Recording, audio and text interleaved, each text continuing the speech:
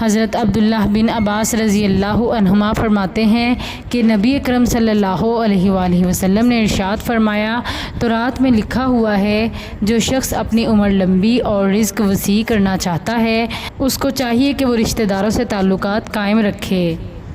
حضرت عبداللہ بن عباس رضی اللہ عنہما فرماتے ہیں کہ نبی اکرم صلی اللہ علیہ وآلہ وسلم نے ارشاد فرمایا، تورات میں لکھا ہوا ہے جو شخص اپنی عمر میں اضافہ اور رزق میں فراخی چاہتا ہے اس کو صلہ رحمی کرنی چاہیے۔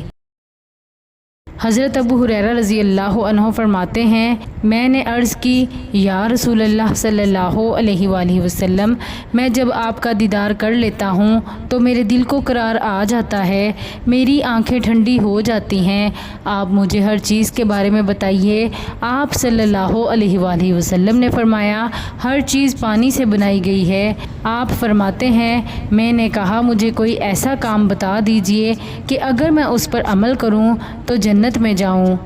آپ صلی اللہ علیہ وآلہ وسلم نے فرمایا، سلام کو عام کرو، کھانا کھلاؤ، صلہ رحمی کرو، رات کے جس پہر میں لوگ سو رہے ہوتے ہیں اس وقت عبادت کیا کرو، پھر تم سلامتی کے ساتھ جنت میں چلے جاؤ گے۔